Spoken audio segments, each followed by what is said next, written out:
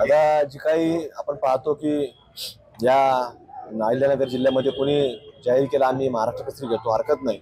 त्याला राज्याच्या कुस्तीगीर संघानं या स्वतः जे मल्ल होते विदर्भ केसरी म्हणून होते आणि खासदार म्हणून काम करत होते असे माजी खासदार रामदास गोतडस ते स्वतः विदर्भ केसरी झालेले होते. त्यांच्या अध्यक्षतेखाली संपूर्ण राज्यभर कुस्तीचं काम सातत्याने सुरू असतं. म्हणून यावर्षी 67वी महाराष्ट्र केसरी आपल्या अहिल्यानगर शहरामध्ये संपन्न झाली आणि त्याचं नाव अत्यंत चांगलं नियोजन आणि सर्वात उपस्थिती आजपर्यंत झालेल्या महाराष्ट्र केसरीच्या स्पर्धेमध्ये सगळ्यात जास्त उपस्थिती याच्यामध्ये होती.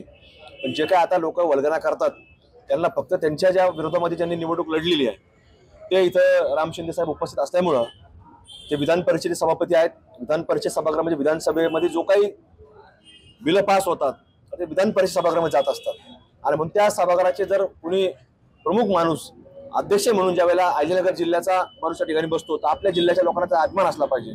पण तसं न होता त्याचे कुठेतरी कार्यक्रमाला ते आले, उपस्थिती दर्शवली, त्याची कुठेतरी ते झोंबल्यामुळं हे लोक आता वेगवेगळ्या प्रकारे काहीतरी वल्गना करतात.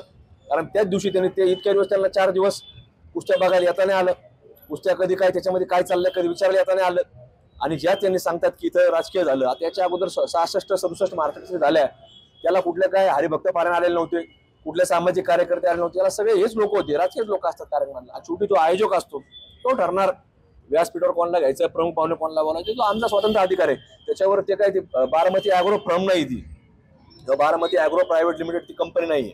त्यामुळे आम्ही जनतेमध्ये काम करणारे लोक आहेत, आम्ही ज्या त्या ठिकाणच्या जिल्ह्यामध्ये जनतेचे लोक आम्ही बोलवले. त्यामुळं त्यांनी काय कोण घ्यायचं कोण नाही घ्यायचं त्यांनी आम्हाला काय सल्ला देण्याची आवश्यकता आम्हाला तरी वाटत नाही. पण तिथं जी घेतलेली आहे त्याच्यामध्ये आता कोण लोक येतात पाहू, सामाजिक क्षेत्रातले लोक घेतात का कुस्तीचे लोक घेतात. कारण आमच्याकडे सुद्धा 3 स्टेज वेगळे केले होते आणि मल्लांना सुद्धा जे मोठे मल्ल आहेत महाराष्ट्रात ज्यांनी काम केलं, देशात ज्यांनी मल्ल म्हणून काम केलेलं आहे तसे प्रेरणा देणारे लोकच मंचावरती एक नाही तर जवळपास 4-5 दिवस जेवढ्या कुस्त्या चालल्यात तेवढ्या 4-5 दिवस ते सगळे लोक व्यासपीठावर होते आणि फार मोठा सोहळा तो झालेला आहे. त्यामुळे आता हे जे लोक घेत आहेत बोलतात ते रामदास गोतडसांनी सांगितलेलं हे कुठल्याही प्रकारचे अधिकृत नाही, त्यांनी त्यावर सांगितलं, त्यामुळे मी काय त्याच्यामध्ये फार बोलण्याची आवश्यकता नाहीये. त्यामुळे निश्चित पुढच्या काळामध्ये काय होणार आहे आपण ते पाहूया आणि त्याच्यावर ठरवू.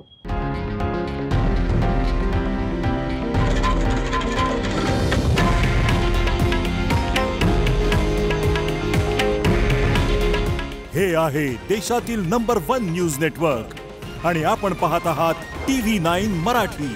काळजी तुमची, हित महाराष्ट्राचं.